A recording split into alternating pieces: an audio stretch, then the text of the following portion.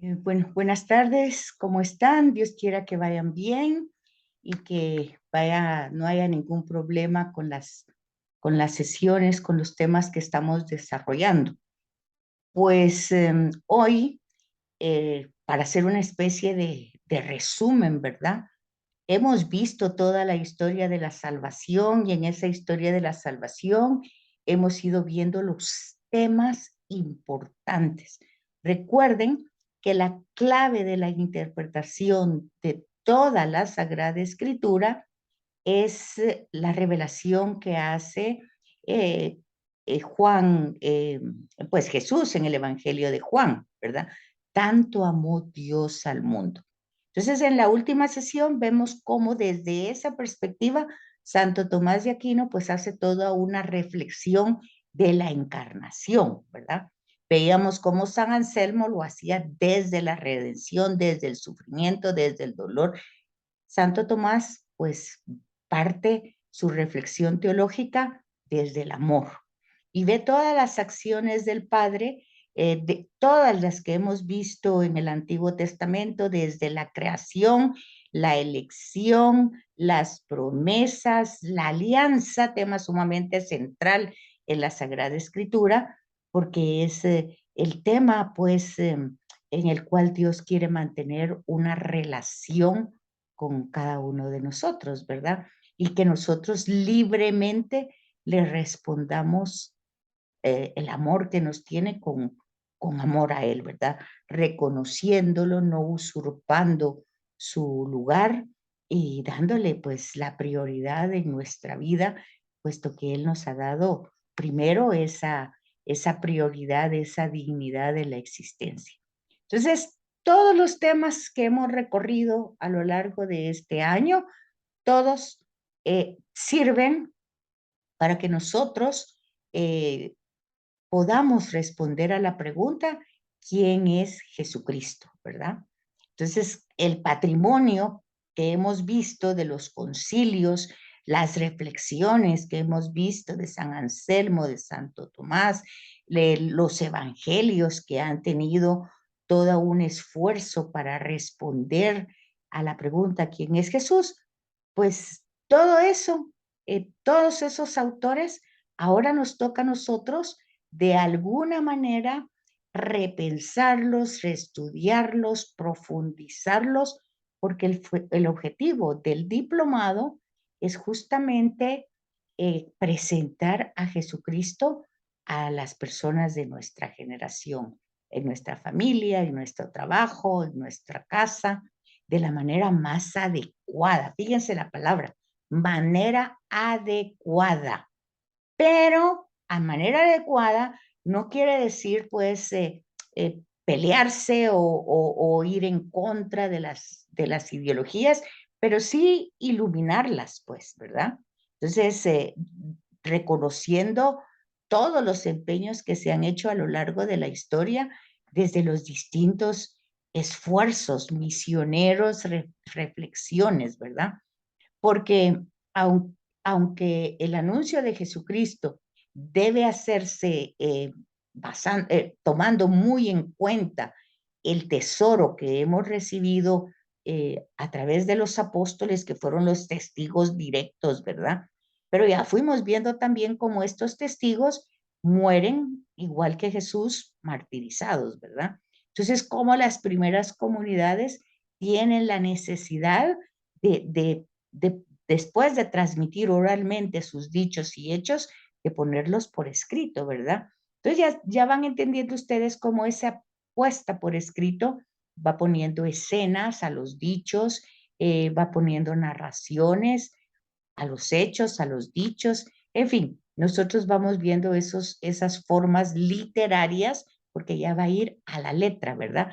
Y entonces todo eso se adaptó, se fue adaptando en las épocas y eso nos toca a nosotros también, ir adaptando en distintos niveles y de acuerdo a las capacidades, porque por eso vimos que los sinópticos pareciera que es lo mismo, pero no es lo mismo. Son distintos destinatarios y utilizan pues los mismos hechos, pero están dichos de forma diferente. Vean ustedes, entonces, la variedad no es para confundir, sino es para realmente enriquecer la respuesta de quién es Jesús, ¿verdad?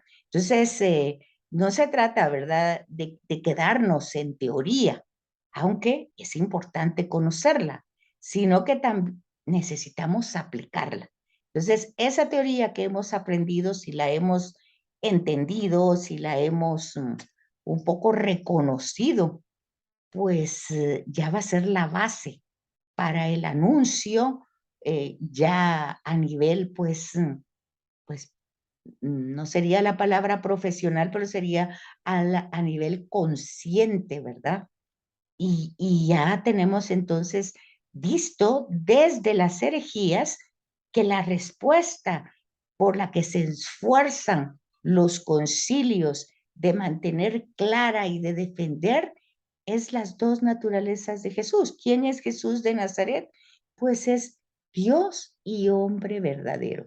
Es hijo de Dios y también es hijo de María, ¿verdad? Ahora, ¿cómo es que pasa todo eso? Pues ya eso lo vimos en los concilios, cómo ellos hicieron los esfuerzos para explicarlo, las palabras que utilizaron, si no eran comprendidas en esa época, pues de alguna manera se hacían esfuerzos en otro concilio para hacerlo más comprensible.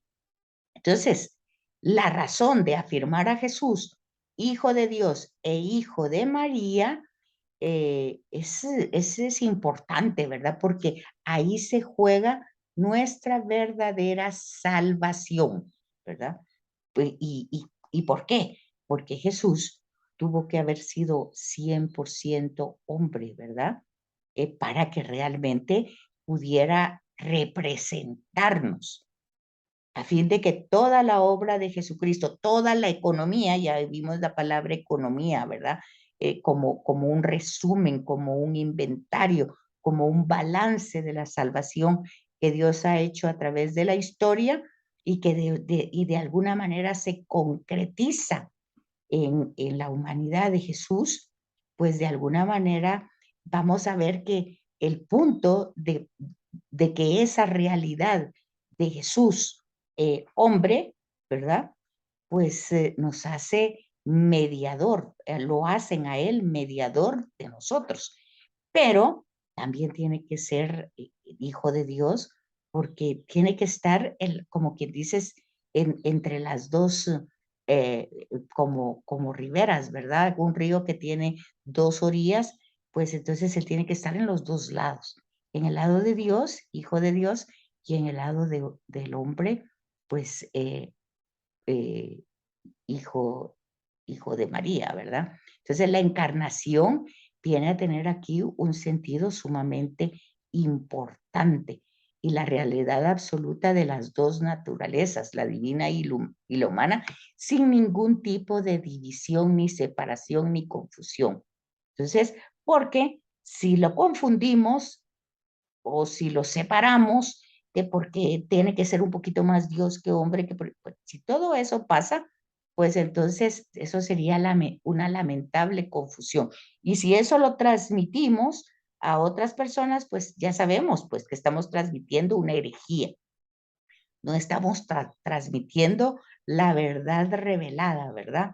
Porque entre lo divino y lo humano no puede haber esa separación entre Dios y el hombre. En la obra salvífica de Dios, pues vamos viendo esa realidad. Entonces, luego también, si tiene dos naturalezas, tiene dos voluntades, ¿verdad? Es necesario proclamar que Jesucristo nos ha amado humanamente, pero con la totalidad salvadora del amor divino, sea lo que hemos dicho tantas veces, para que esa salvación llegue a toda la humanidad, pasada, presente y futuro, tiene que ser el amor divino, ¿verdad?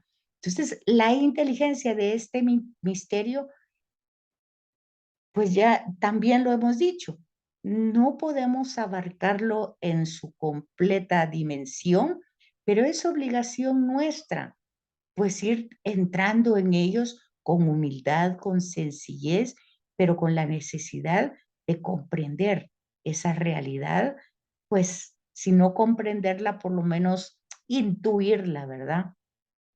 Y así es como vamos viendo el tema que también se desarrolla en los concilios, el tema de persona, ¿verdad? Porque el tema de persona es importante, es muy importante, porque se fijan que hoy, por ejemplo, se presenta que Dios es una energía, pero realmente eso no es la revelación.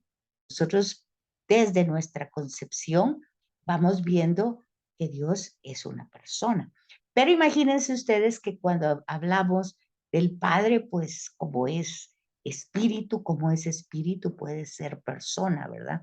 Bueno, pues a todo eso es lo que hemos estado viendo a través de la teología que se va desarrollando en los concilios. Pero también actualmente hay grandes personalidades, pensadores, teólogos que van haciendo un razonamiento más adecuado hacia nosotros, ¿verdad? Para, para que podamos expresar ese misterio. Y entonces aquí es donde entra justamente los obispos, ¿verdad? Que es este libro que estamos trabajando. Y entonces en las conferencias episcopales, eh, al menos cada continente tiene su conferencia episcopal. Y nosotros estamos estudiando la de América Latina, ¿verdad? Por eso se llama CELAM. Y entonces ellos en las distintas conferencias, que han sido 5, las conferencias episcopales que han habido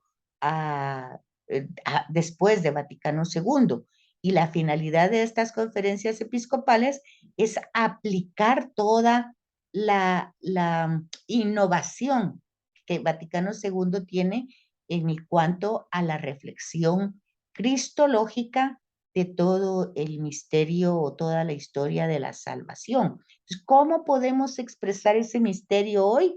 Pues justamente las conferencias nos lo van tratando de decir, cómo hacerlo, cómo evangelizar, cómo catequizar.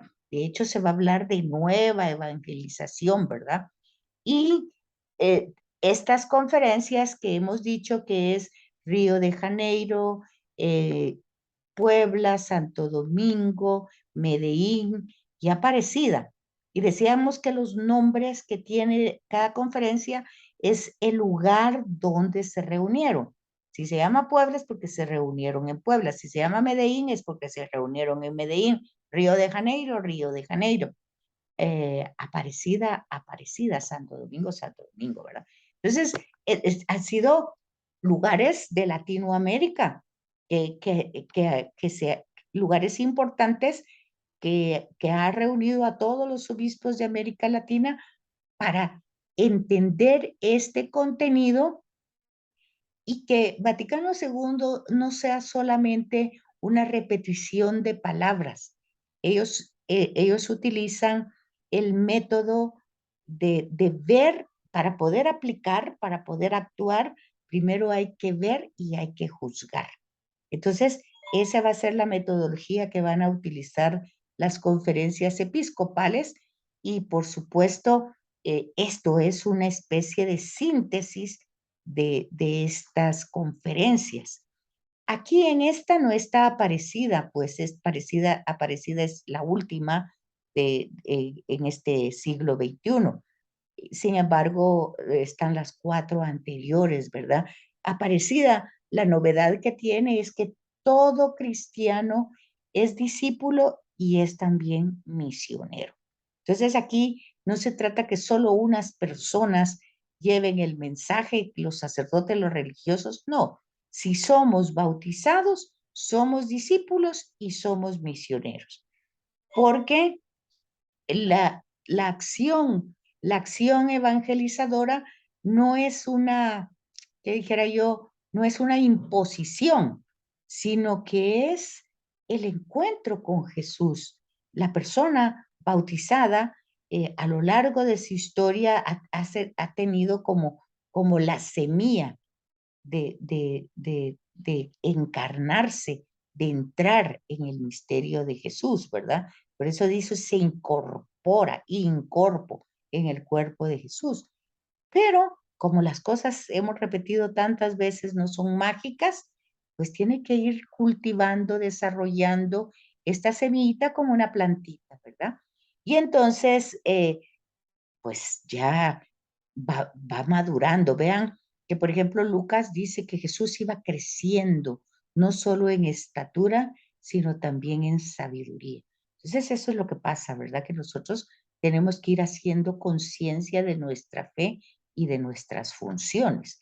Dice que por el bautismo nosotros somos profetas, sacerdotes y reyes. Profeta porque anunciamos y denunciamos.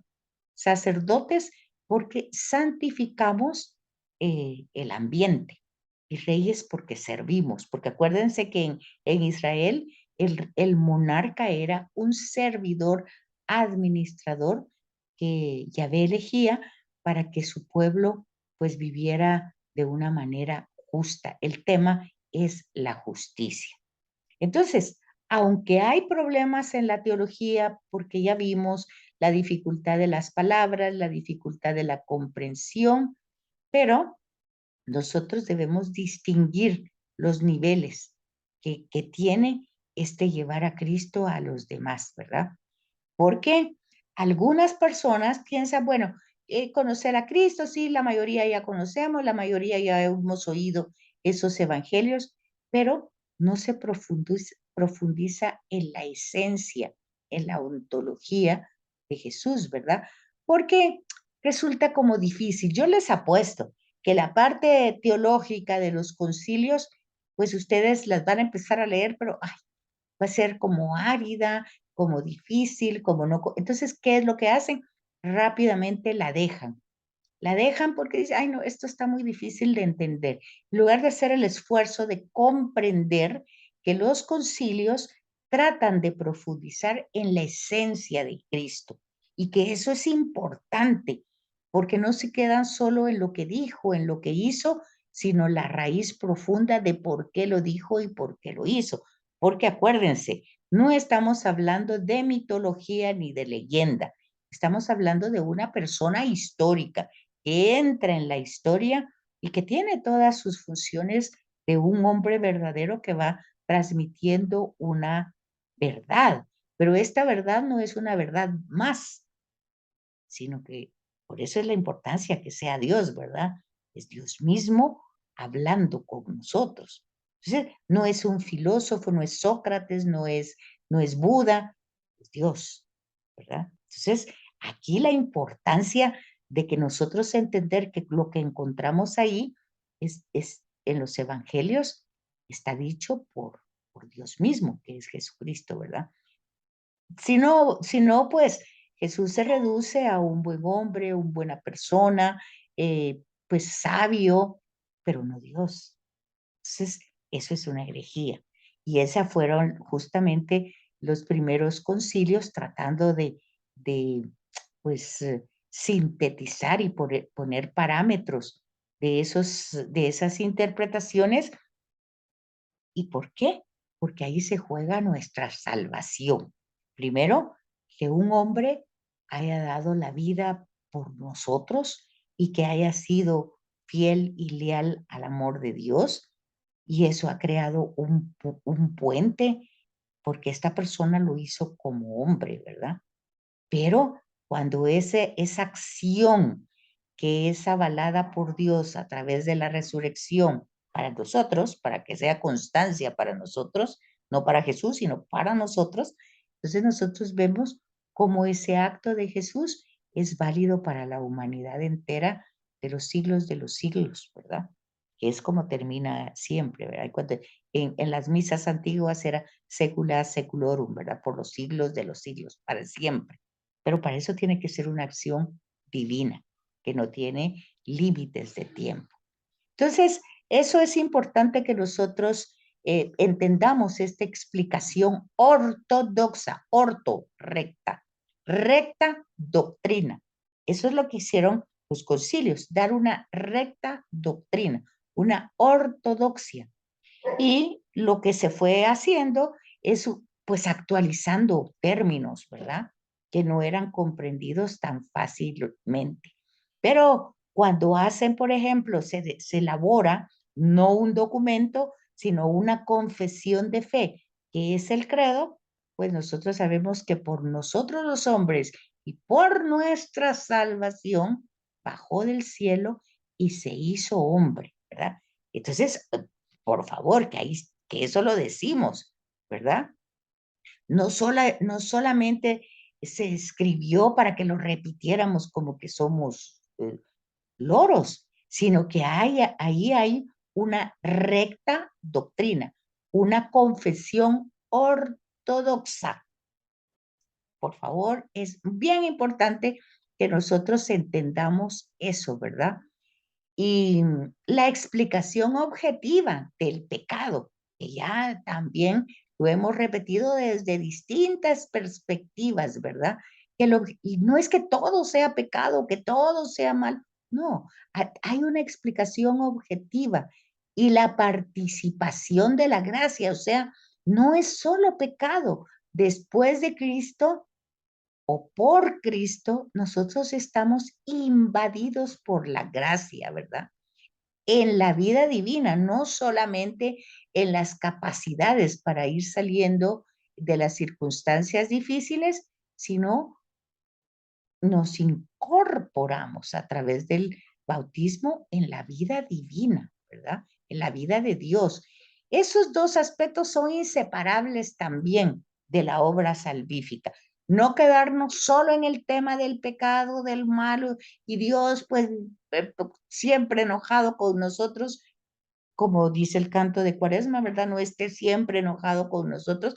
Pues no, nunca está enojado con nosotros, porque el amor hace que se encarne y esa es la obra salvífica, ¿verdad?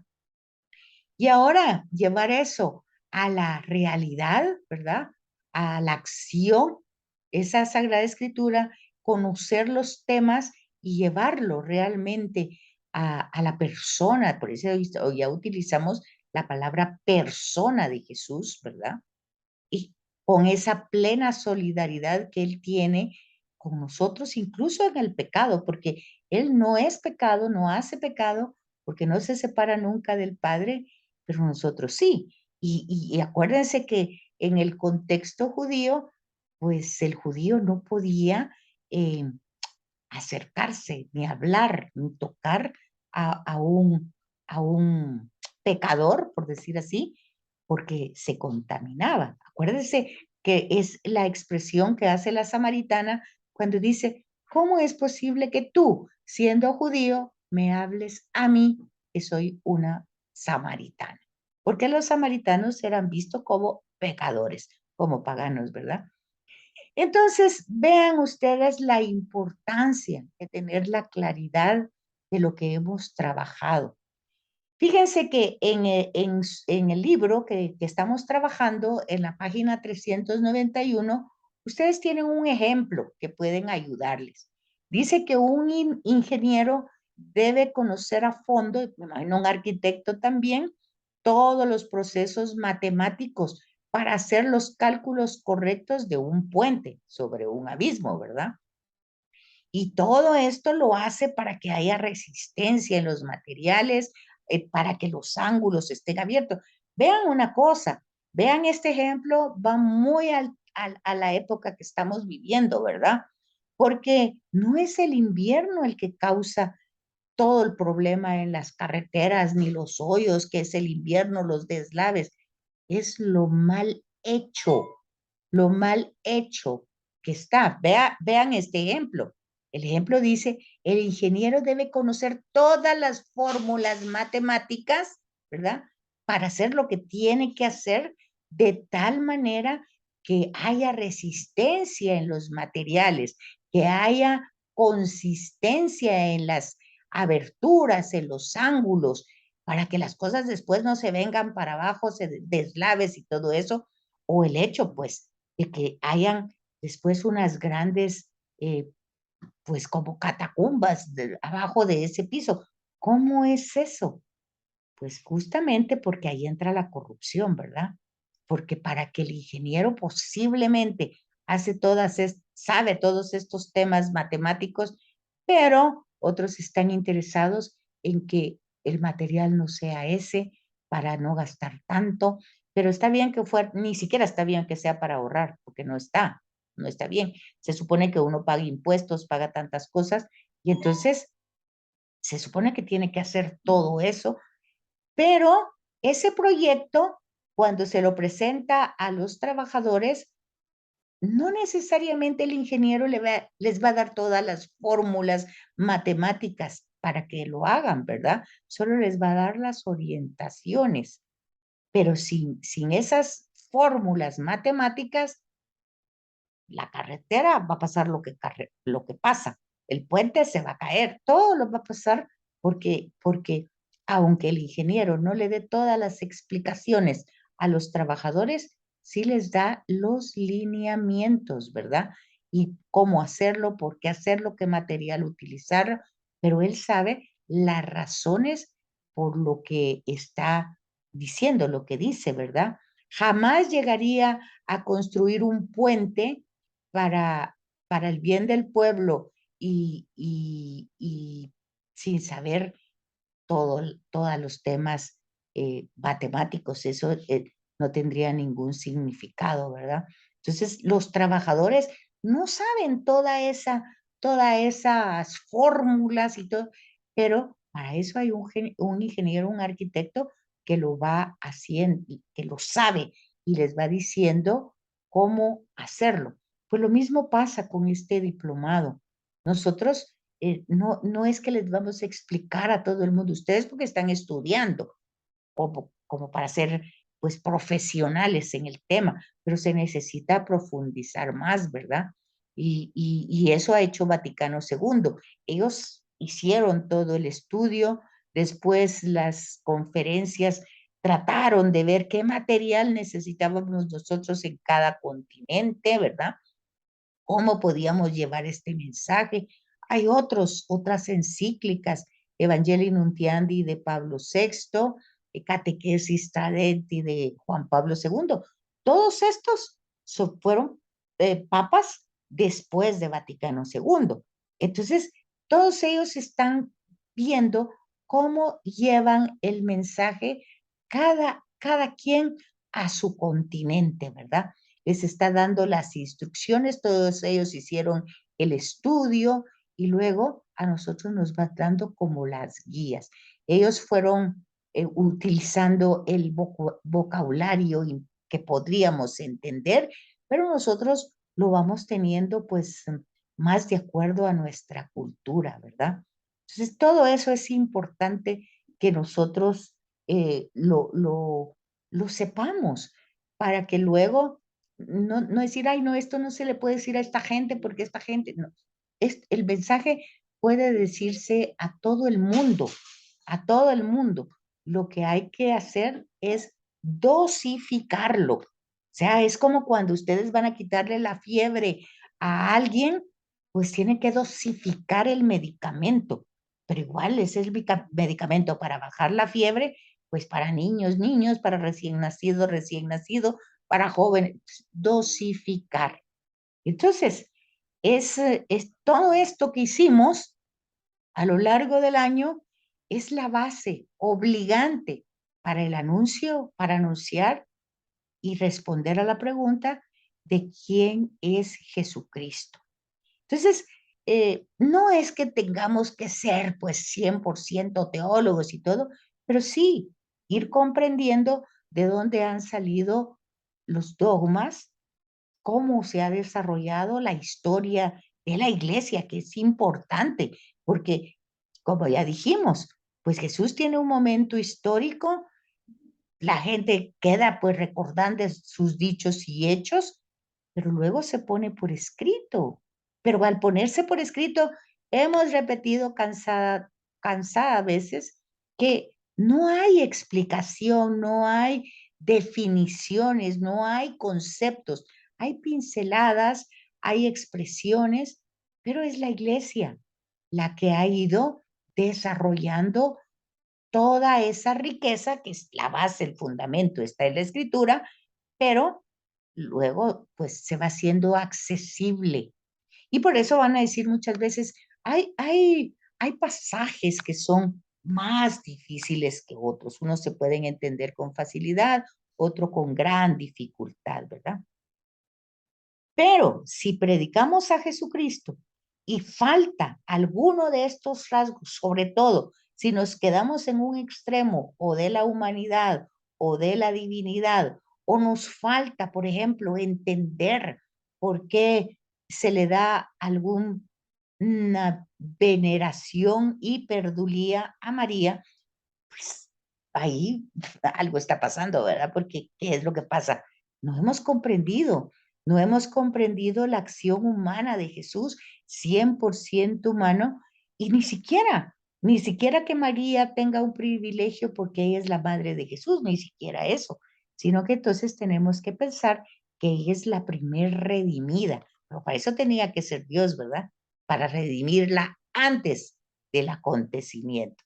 Entonces, vean que solo con una idea de ver a María, tendríamos que verla no tanto como privilegios tan grandes para ella, sino la primera humanidad redimida, lo cual no anuló su libertad, porque pudo decir que no, igual vaya, digamos que los primeros personajes que aparecen en la escritura, Adán y Eva, pues estaban totalmente limpios, pero tenían la presencia de Yahvé así, casi cara con cara, y sin embargo le dijeron no. Entonces se fijan ustedes, ¿verdad? También en la teología tenemos ángeles que le dijeron que no. Entonces, todo eso forma parte de nuestra doctrina. Entonces, no podemos decir que María es la veneración que le damos es porque ella sea una superwoman o una divinidad, no. Porque ella dice, he aquí la esclava del Señor, hágase en mí según su palabra. O sea, desde su libertad, ella la pone al servicio de Dios. Que si ustedes se fijan, es casi lo mismo que hizo Abraham, ¿verdad? Se despojó para ponerse al servicio. Fue lo mismo que hizo Moisés, es lo mismo que hicieron los profetas y exactamente lo mismo que hizo Jesús. Entonces, es bien importante tener claro cuáles son los elementos que nosotros no podemos perder, ¿verdad? En este sentido, para que el anuncio de Jesucristo se haga a los niveles que se necesita adaptarse y quien tiene la misión de anunciarlo, lo haga pues desde un conocimiento teórico eh, pues adulto, maduro, crecido, pero también que lo realice para que las personas lo puedan practicar. Entonces, estos son los temas que nosotros tenemos que tener como obligatorios, ¿verdad? En la predicación de Jesús. Que Jesucristo es hijo de Dios y de María. Que la substancia, o sea, la esencia de Jesús es la esencia del Padre, ¿verdad? Tiene la esencia del Padre, pero también tiene la esencia de su madre. Y resulta que el Padre es Dios y la madre es María. Entonces tiene esas dos naturalezas. Y la palabra que se utilizó fue consubstancial con el Padre, ¿verdad? Pero tiene toda la formación genética de María. Es decir, María le da la humanidad, ¿verdad? Le hace un ser humano porque le da su carne, le da toda su formación humana. Por eso es igual que nosotros y ya no vamos a repetir menos en el pecado porque ya sabemos por qué razón Jesús no peca, ¿verdad? Porque realmente se mantiene cara a Dios, ¿verdad? Entonces no hay en ningún momento que vamos a verlo a Él que le dé la importancia a algo, al poder. Esas son las tentaciones. Vemos las tentaciones que le ofrecen hacer un ministerio fácil, ¿verdad? Poderoso, con prestigio, complacer, donde todo el mundo lo reconozca. Pero Jesús la rechaza. A nosotros a la primerita vamos ahí, ¿verdad? Entonces, estas afirmaciones que lo divino y lo humano en Cristo no pueden, a causa de esa unión hipostática, no pueden ni confundirse, ni cambiarse, ni dividirse, ni separarse. Están unidas. Aunque nosotros no entendamos dónde está la hipóstasis o cómo es que une las dos o cómo es que las mantiene, hay muchas cosas que nosotros no entendemos.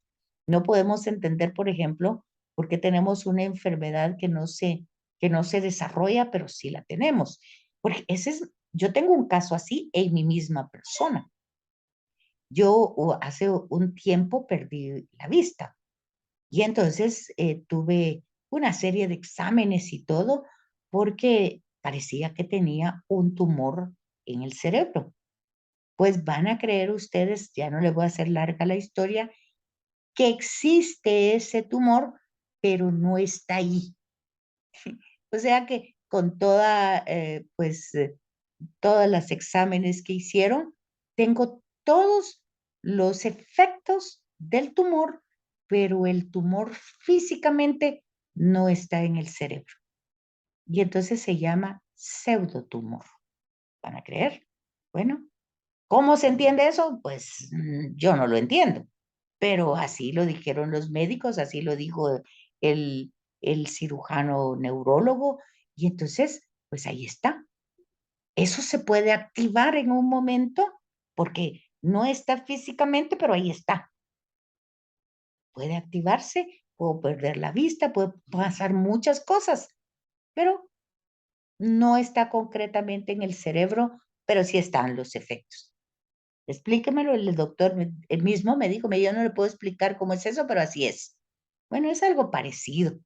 Y nosotros vamos a oír en muchas enfermedades que es así.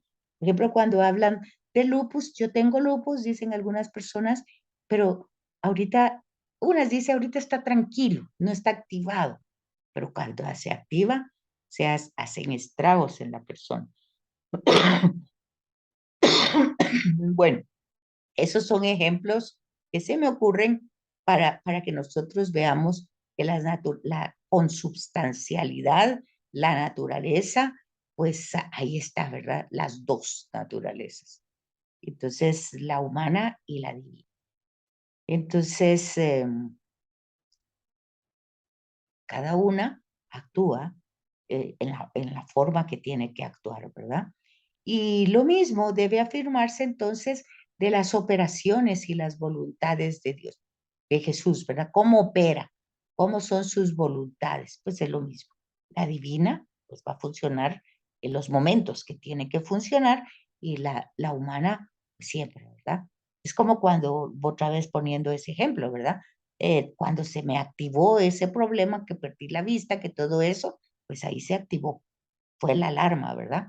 Ahí estaba en los exámenes, todo, pues todo parecía que ahí estaba, pero físicamente no estaba. O sea, no se podía detectar su presencia física, pero sí todos sus efectos. Es, a mí me parece que es una forma como de comprender este tema de Jesús, ¿verdad? Pero es importante esto, lo tienen en la página 147, por favor, notarlo con toda claridad y toda importancia para darse cuenta que esa es la base obligatoria de la ortodoxia, o sea, recta, doxa, doctrina, de la recta doctrina de nuestra fe, ¿verdad?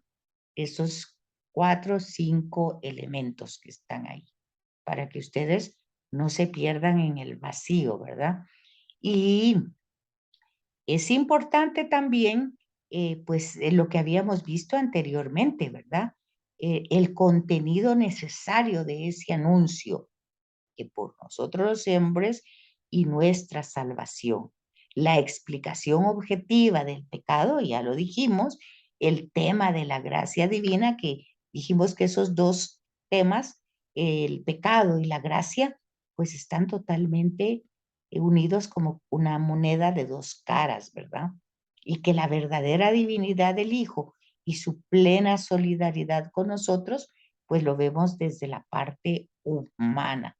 Todo eso es bien importante descubrirlo en las afirmaciones cristológicas que se hicieron a lo largo de los concilios, que es hijo de Dios, eh, que su substancia está totalmente unida al Padre y por eso es Dios y no es una criatura, que se encarnó en el seno de María y que se hizo real y verdaderamente hombre, que sus naturalezas son completas e integradas desde la encarnación. Fíjese que este es un tema importante porque muchas personas, ¿por qué?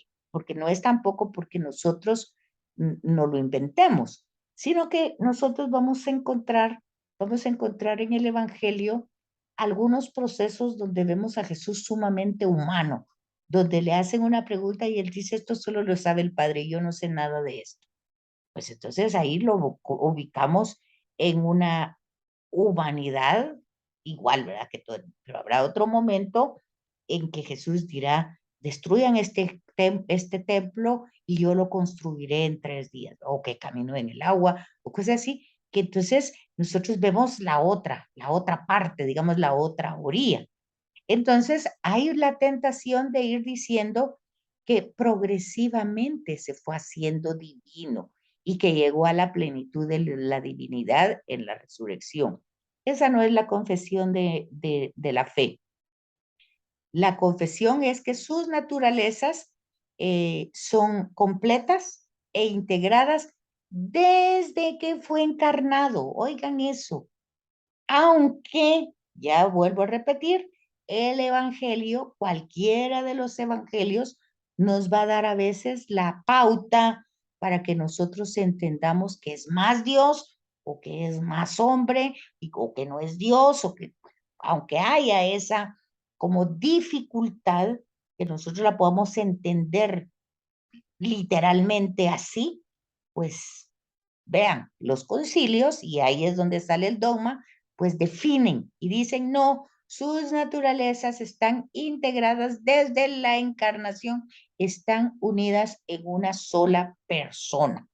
Lo divino y lo humano en Cristo no pueden ni confundirse, ni mudarse, ni dividirse, ni separarse.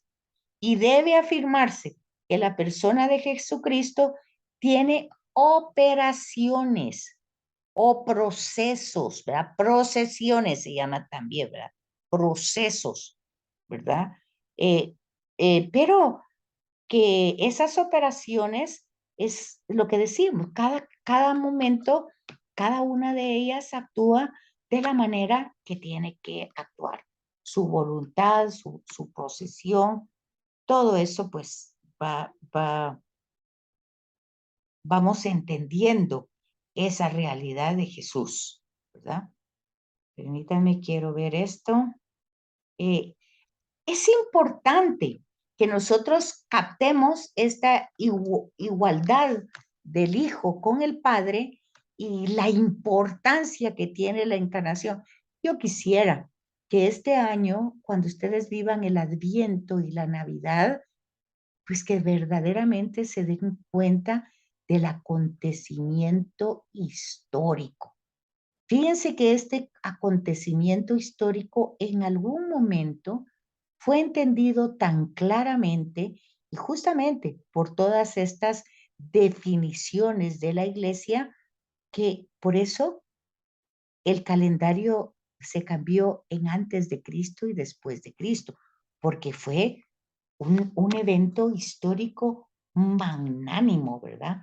Que Dios mismo entrara en nuestra historia, porque fíjense una cosa, Jesús es Dios que se hace hombre y no es un hombre que se va haciendo Dios, porque tan bueno, porque tan solidario, porque tan cercano, porque no peca, porque es tan puro, no, es Dios que se hace hombre. Ese, si ustedes pueden imaginarse, como que es la visita. ¿Cómo hace la gente cuando va a venir un presidente X? Así fuera Maduro o fuera el de aquí de Nicaragua. Pues el presidente tiene que hacerle pues sus honores, ¿verdad? Porque es presidente. Imagínense, Dios visita a su creación, se encarna, entra en la historia. No para que le toquen la granadera o una cosa así, ¿verdad? Es para que pues, realmente se haga toda una celebración. Juan Pablo II entendía perfectamente eso. Y en el año 2000, pues él hace eso, ¿verdad?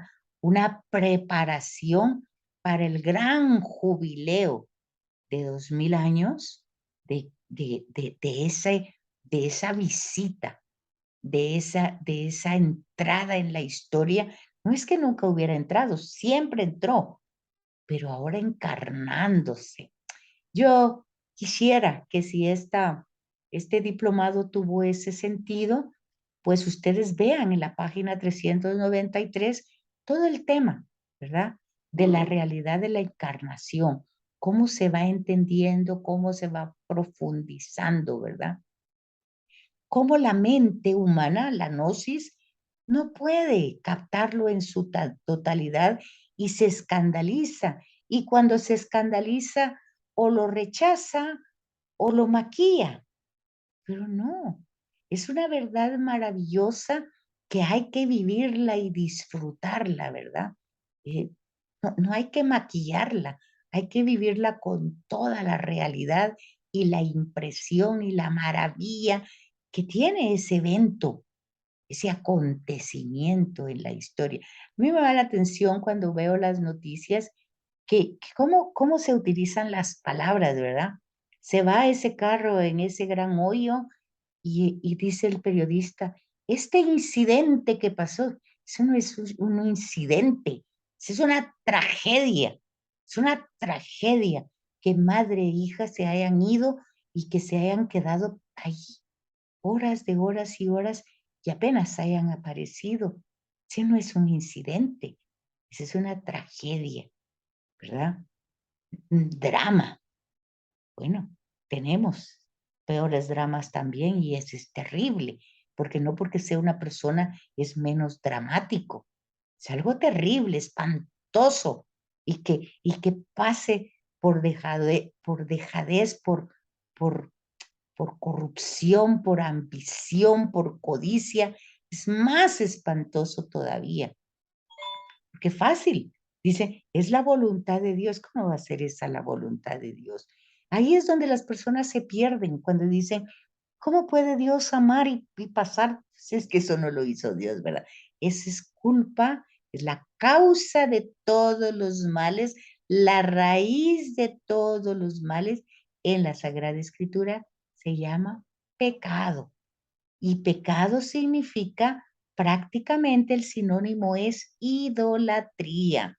Idolatría. Acuérdense, la latría es solo para Dios, pero cuando esa latría se la damos al dinero y el dinero tiene tanta importancia porque nos va a dar prestigio, porque nos va a dar posesión, porque nos va a dar placer. Y a mí qué me importa, porque ni voy a ver que este carro se fue ahí a saber ni quién organizó toda esa carretera. Entonces, será un incidente que va a pasar como muchos más, ¿verdad? Pero es una tragedia humana a causa del pecado. Entonces, tristemente nosotros cambiamos las palabras, ¿verdad? Y vamos disminuyendo la realidad. Entonces, este escándalo de que Dios entre en la historia, que se encargue, que su presencia esté realmente con nosotros, que ya no tenga una distancia, ¿verdad? Esto como que asusta a la humanidad, ¿verdad?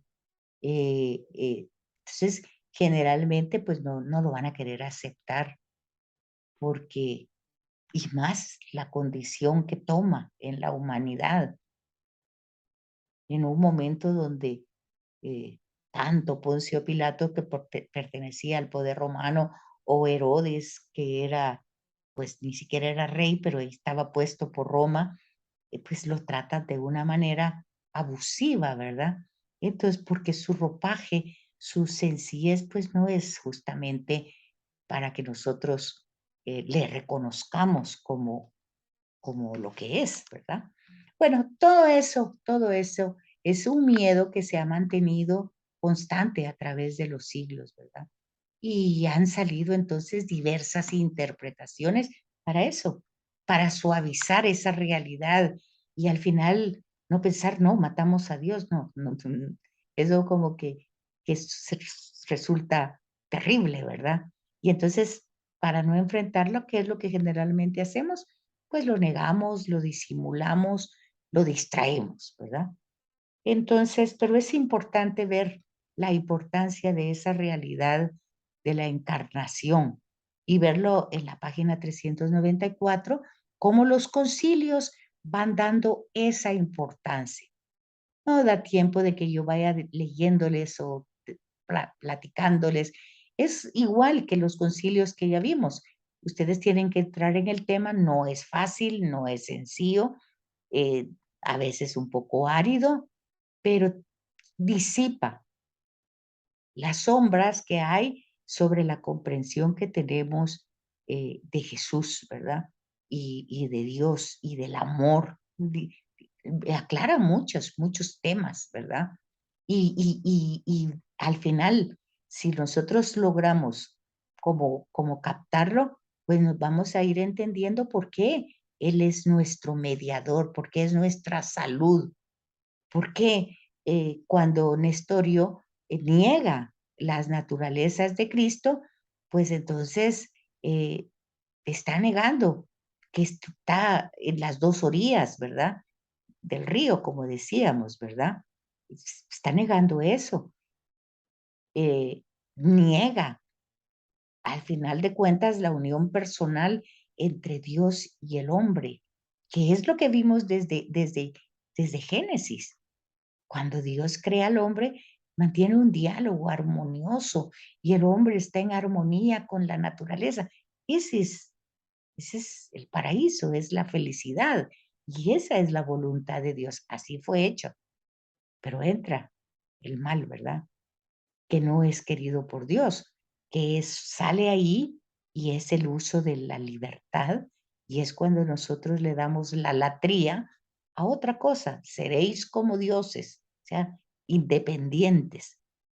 Entonces, ahí vemos una claridad del concilio contra Nestorio, ¿verdad? Luego en Éfeso, cuando nosotros vemos el tema de María, la concepción de María es un género literario, sí, sí, es un género literario, pero que se llama Anunciación, pero ahí se va afirmando muchas cosas, ¿verdad? Sobre todo se va viendo la tentación de concebir a Jesús como un hombre que se va haciendo Dios durante su vida o bien que se hace Dios o que a partir de la resurrección es que ya es Dios, como que ese fuera un premio por lo que él había hecho, por su fidelidad. Esa tentación es una tentación actual, donde la gente piensa, la que logra decir que cree, ¿verdad? Porque otras totalmente lo sacan del partido y dicen, no, no, no, para mí solo es un buen hombre, buen maestro, rabino, todo lo que ustedes quieran, pero Dios no, eso no, no siquiera piensan, se va haciendo Dios, ¿verdad? Ni resucitó ni nada, pues no, está bien conocerlo como cultura, como un desarrollo, pues, para saber, está bien. Pero eh, el tema es que cuando hay tantas interpretaciones, pues hay autores que confunden el conocimiento con la esencia. O sea, nosotros podemos conocer y en la medida que vamos conociendo más a alguien o a nosotros mismos, pongamos de ejemplo no a alguien ajeno, pongamos el ejemplo de cómo nos vamos conociendo a nosotros mismos.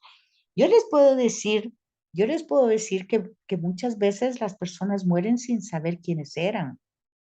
Y yo veo, por ejemplo, en un dicho que no, yo no lo veo nada cristiano, cuando la gente se siente tan, que es como un elogio, cuando dicen genio y figura hasta la sepultura. Es decir, esta persona mantuvo el carácter.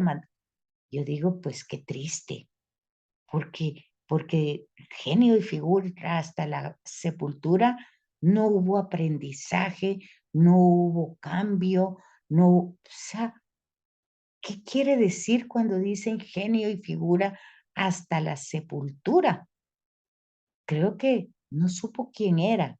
Y cuando la gente dice, por ejemplo, usted no sabe quién soy yo, casi siempre me dan ganas de contestar, usted tampoco sabe quién es, porque si supiera quién es, no estaría actuando como está actuando o pensando que está haciendo. Entonces, a veces nosotros utilizamos frases que, que, que, que se apartan de nuestra verdadera esencia. Pues miren, la teología y la revelación nos dice muy sencillo, todos somos pecadores, todos hemos pecado, todos. Y ese no es un tema para que nos sintamos culpables o que nos hagamos el harakiri o nos suicidemos o cosas así. No, porque luego está la otra cara de la moneda, ¿verdad?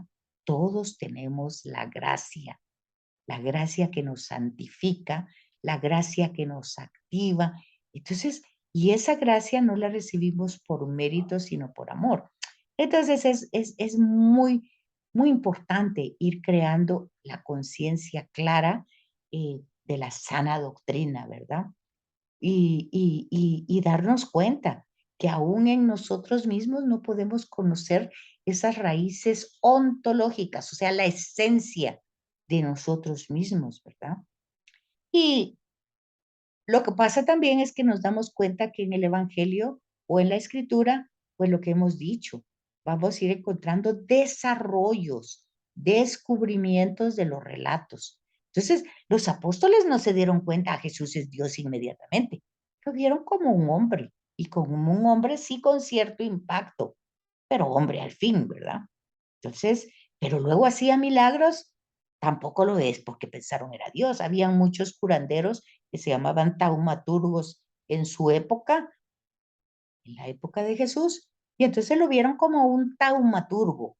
No vieron que Dios estaba actuando. Pero Jesús decía, si esto está pasando es porque Dios está en medio de nosotros, Dios está actuando, pero tampoco le creyeron, ¿verdad? Le dijeron que realmente no, que él era un hechicero que hacía las cosas por nombre o por acción o por ayuda de Belcebú y que era pues un blasfemo porque se quería hacer pasar por Dios, sobre todo cuando perdona los pecados, ¿verdad?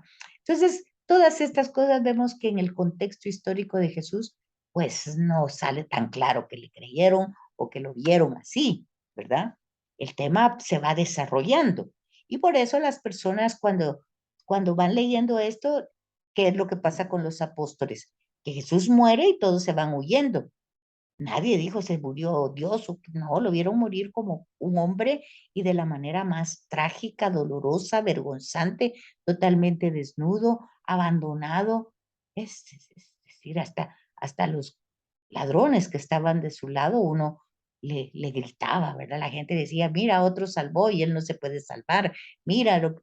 Entonces, su muerte fue terrible, dramática, solo, abandonado, ¿verdad? Entonces, es claro que se puede ver el proceso que tuvieron los apóstoles. Hasta ahí todo se acabó, vemos los caminantes de Maús, pues creíamos que era el Mesías, pero lleva 3 días que se murió. Ya nos vamos, esto fue una farsa, todo se acabó. Sí. Aunque es cierto, dicen, ¿verdad? Que unas mujeres dicen que ha resucitado, pero esas son las mujeres. Ya sabemos que las mujeres hablan tonterías, ¿verdad? Así es que no le creemos, ya nos vamos, adiós. Y agarran su camino, ¿verdad? Entonces, si nos quedamos con ese proceso, pues obviamente vamos a entender que todo fue un fracaso hasta ahí y que luego Dios lo resucitó y entonces ahí empieza la divinidad de Jesús por la resurrección como ahí estamos un poquito desviando la sana doctrina, ¿verdad?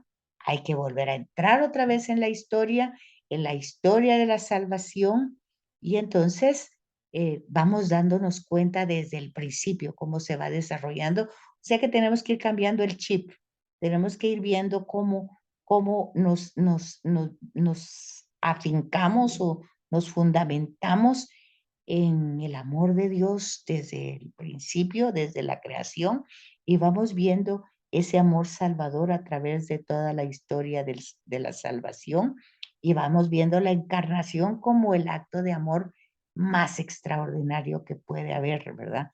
La presencia divina dentro de la humanidad físicamente, ¿verdad? Eso convierte toda la historia de Jesús en camino de salvación para nosotros. Y cada uno de sus gestos, de sus palabras, de sus opciones, es una manifestación de la acción salvífica del Padre. Entonces, solamente por la encarnación se justifica, por ejemplo, como camino de salud, o sea, Soter, ¿verdad? La opción preferencial de Jesús hacia los pobres. Ese es otro tema. Es que yo no entiendo por qué si era Dios quiso nacer tan pobre, ¿verdad? Entonces, pero, pero fíjense, solamente por esa encarnación se justifica cómo se solidariza con la humanidad más despreciada en su contexto judío, ¿verdad?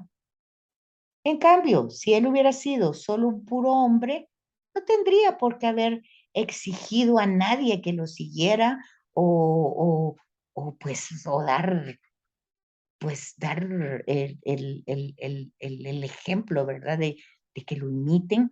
Eso no lo hizo ni Buda ni Confucio. Acuérdense, eso iba en el videíto que mandamos de Monseñor Barro. Si lo quieran por ahí, lo pueden volver a ver, que decía, ¿verdad? O Jesús, ¿es Dios o es una mala persona? Porque ninguno de los personajes en la historia, por muy desarrollados, Buda y todo, nadie ha dicho yo soy Dios. Jesús no dijo yo soy Dios, ¿verdad? Pero definitivamente, de alguna manera, pues, lo hizo, que lo intuyera. Entonces, todo eso nosotros tenemos que ir entendiendo para no confundir ni separar lo divino de lo humano, ¿verdad? Ya eso lo hemos visto en muchos momentos de la doctrina, que separar la divinidad del humano en Cristo acabaría simplemente su misión de mediador. No podría ser mediador, porque no está en las dos orillas, ¿verdad? No podría hacerlo. Si en cambio confundiéramos lo divino con lo humano o viceversa, correríamos menos peligro, pero en efecto, al disolver lo divino en lo humano, o sea, pensar, lo humano es como una gota de agua y lo divino como un océano y se disuelve, pues desaparecería toda la base de nuestra salvación, que reside en el poder de Dios y no en nuestra capacidad de hombre. Entonces tenemos que fijarnos en todo eso, que en primer lugar no se puede pretender separar de Jesucristo a Dios, ¿verdad? Y al hombre de la salvación o de la redención, sin que esto lleve a negar realmente o a darnos cuenta que no entendemos nuestra fe. Y hay que entender las operaciones de la naturaleza, ¿verdad? De la voluntad. No solamente afirmarlas, sino tratarlas de entender, puesto que Dios no puede actuar como Dios o un hombre puede actuar como hombre en situaciones mm, pues concretas, ¿verdad? Entonces, desde ese punto salvífico, si Jesucristo no actuase como Dios, su acción no sería salvífica para la humanidad entera. Lo hemos dicho tantas veces. Tiene que ser una acción de Dios, ¿verdad? La que salva. Más, si no puede actuar como hombre porque no es hombre, ¿verdad? Entonces, de nuevo recaeríamos en las herejías que ya las hemos visto anteriormente. Aquí casi ustedes estamos explicando todo esto mismo que se desarrolló en los concilios para tener un poquito la inteligencia del misterio revelado. No digo yo que sea totalmente, ¿verdad? Pero sí tener de qué se trata ese, esa inteligencia. No se trata de reducir el misterio a conceptos humanos, porque eso sería desnaturalizarlo. Pero tampoco podemos acercarnos a él sino como hombres, como lo que somos. Somos una realidad humana que tiene inteligencia.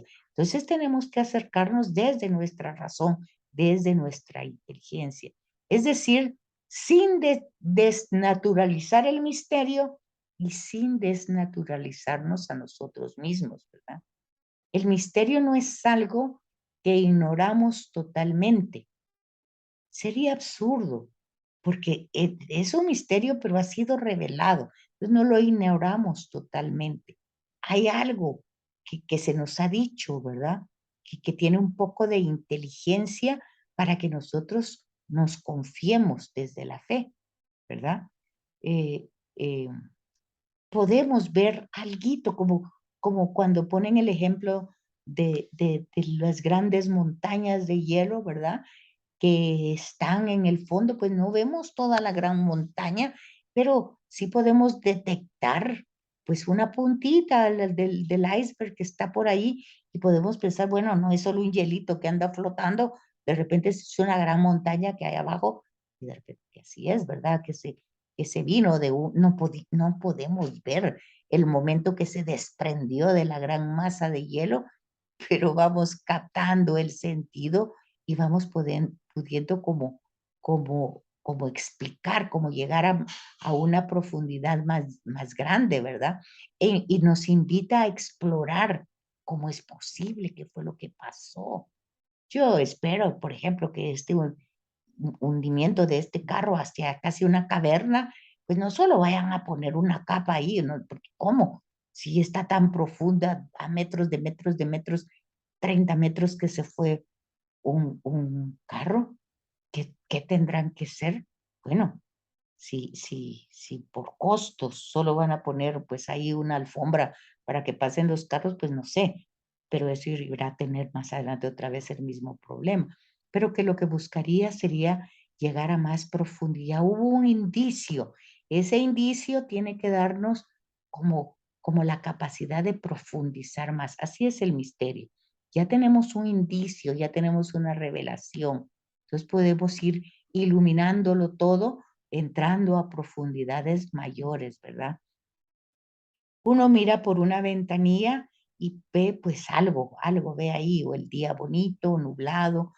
Otro, pues, digamos, los astronautas cuando fueron al espacio, cuando van al espacio, pues desde su ventanita ven algo, ¿verdad? Por ahí, pero no ven todo totalmente, ¿verdad? Entonces, el misterio es algo así también.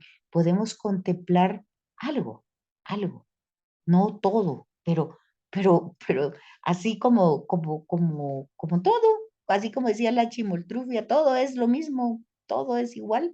Así como tenemos el indicio de algo y eso nos permite profundizar, ya sea en el océano, ya sea en el espacio, ya sea en las plantas, lo que sea, nos permite ir profundizando cómo hacer las cosas. Lo mismo pasa con el misterio de Dios. Entonces, pero se necesita, por supuestamente, de tener una actitud de humildad, que nunca vamos a abarcarlo todo, ¿verdad? Hay límites, hay fronteras. No podemos sacar un concepto, una idea que después tendrá que irse renovando porque como ha pasado en la historia. En la historia se ha pensado en algún momento que la Tierra era el centro del universo. Bueno, pues estábamos equivocados, ¿verdad? No es el centro. Hoy vemos que es un granito apenas, como un granito de arena en todo el espacio. Bueno, pues tuvo que haber ido cambiando, se tuvo que haber ido cambiando todo, todos los conceptos, ¿verdad? Hay límite. Y vamos viendo la experiencia de las otras ciencias que nos van pues aclarando muchas cosas que en su momento no estaban así de claras, ¿verdad? Pero sí nos podemos acercar a ese límite y podemos ir viendo ¿Cómo? Es que luego vamos a captar desde esa realidad la forma como va actuando Jesucristo, ¿verdad? Pero vamos teniendo ejemplos de interpretaciones contemporáneas. Eso tienen en las páginas 408, 409, los nuevos teólogos, ¿verdad? Ya no los del concilio, sino los actuales, los que nos van haciendo el favor de ir utilizando su mente, pues que se realmente han entrado a profundidades grandes, pues nos van presentando cómo podemos hoy hablar de esas naturalezas, cómo podemos expresar. Y ahí hay muchos nombres que ustedes lo tienen al final de, de, esta, de este tema, ¿verdad? El 14, el tema 14, ¿quién es Jesucristo?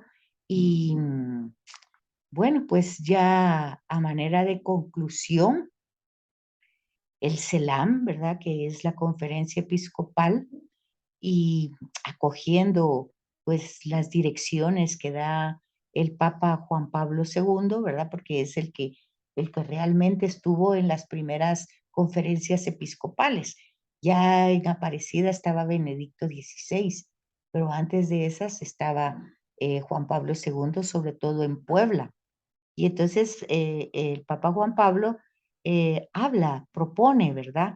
Que proclamar una vez más la verdad de la fe acerca de Jesucristo es realmente nuestra misión y que por eso se le pide a todos los fieles que encuentren esta doctrina que no es opresora ni es opio del pueblo, sino es liberadora. O sea que no hay que darle esa ese aspecto negativo ni destructivo, ¿verdad?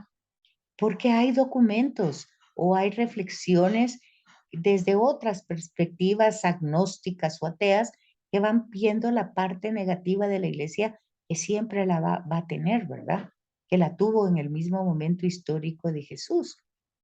Pero entonces vamos viendo el esfuerzo que van haciendo el Papa y los obispos para que nosotros vayamos entendiendo la doctrina del concilio de Calcedonia, de Éfeso, de Constantinopla, ¿verdad? Y básicamente, pues el tema es que Dios Padre envía al mundo al Hijo Jesucristo, nuestro Señor, verdadero Dios, verdadero hombre, nacido del Padre antes de los siglos, Dios verdadero de Dios verdadero, nacido de María también, ¿verdad? Por el Espíritu Santo. Es Cristo. Dios Padre se une a los hombres. El Hijo es Dios, asume lo humano. Y lo creado restablece la comunión entre el Padre y los hombres. Entonces, esta es como la manera como ya más sencilla de explicarlo, ¿verdad? Ya ni tanto el tanto dolor, sufrimiento, padecimiento, sangre y todo eso, es el amor que llega a los extremos. Y ahí van entrando cardenales, filósofos, teólogos, que van elaborando los decretos de Cristología de Vaticano II y luego se van desarrollando después en otros documentos, ¿verdad?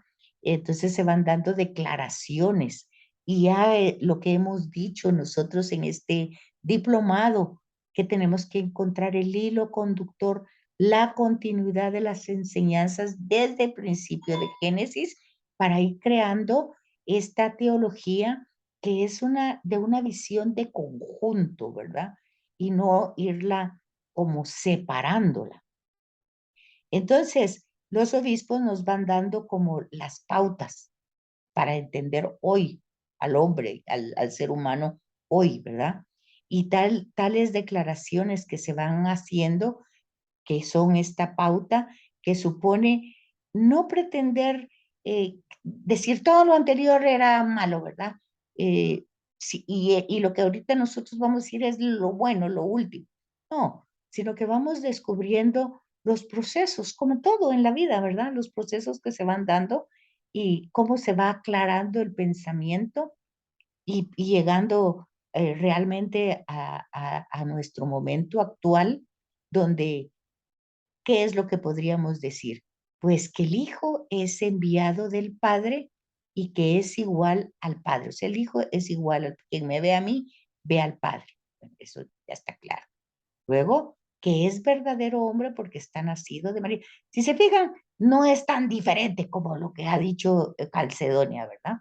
Entonces, el Selam apunta luego a la unidad en conjunto y une los dos nexos, ¿verdad? Como equivalentes. Nacido del Padre antes de todos los siglos y verdadero hombre nacido de María. Y la finalidad del misterio cristológico es restablecer la comunión entre el Padre y los hombres, como Jesús es entonces el único mediador. Ahí tendríamos que leer, lo he dicho también varias veces, Hebreos. Si ustedes leen Hebreos van a entender perfectamente todo esto, que por supuesto hay que ir a la fuente para volver a descubrir todo este, no descubrir, ir a acercarse, acercándose a estos misterios. Hay ventajas, hay límites, como todo, pero podemos seguir avanzando y profundizando, pues, para nuestra riqueza y para la riqueza de los demás, ¿verdad? No se trata que van a andar ustedes con el manual tratando de entenderlo, ¿verdad? De leer, sino que realmente es como, ya se fijan, es la misma idea que hay que ir reafirmando e invitar a las personas a que sí se puede entender un poquito, ¿verdad? Que sí podemos aprovecharnos de la tradición de la iglesia, de lo que se ha ido desarrollando a través de los siglos para conocer a la persona de Cristo. Esto nunca es un tiempo perdido, jamás de los jamás es, ¿verdad? Que esa identidad unificada de Cristo es verdaderamente original e irrepetible en la historia. Y entonces, que es bien importante y responsabilidad nuestra acercarnos a ese misterio. Y porque al final quienes vamos a salir totalmente aventajados vamos a ser nosotros, porque vamos a saber que tenemos verdaderamente una mediación cerca del Padre siempre. Y eso va a mitigar nuestros temores, nuestras inseguridades, no como un talismán o una superstición, sino como un hecho histórico que se ha revelado en la historia y que nosotros creemos verdaderamente en él, ¿verdad? Entonces, yo creo que ese sería el signo de que nosotros hemos ido comprendiendo este diplomado y vamos aterrizando para entrar luego al otro tema, que ya son los últimos dos, y captar cómo es y cómo actúa nuestro Señor Jesucristo, ¿verdad? Entonces, eso lo dejamos para la próxima y ya pues vamos captando y teniendo la capacidad de ir luego releyendo todo el material que tienen, apuntando lo que van captando o lo que los va confundiendo y si se van interesando más, pues encontrar los documentos de Puebla, básicamente, que es donde se va a enfocar en esa conferencia episcopal de Puebla, es donde se va a enfocar este libro síntesis de ese documento. Es que les deseo una feliz semana, que estén bien y nos platicamos nuevamente la próxima semana. Un abrazo para todos ustedes. Feliz tarde, noche.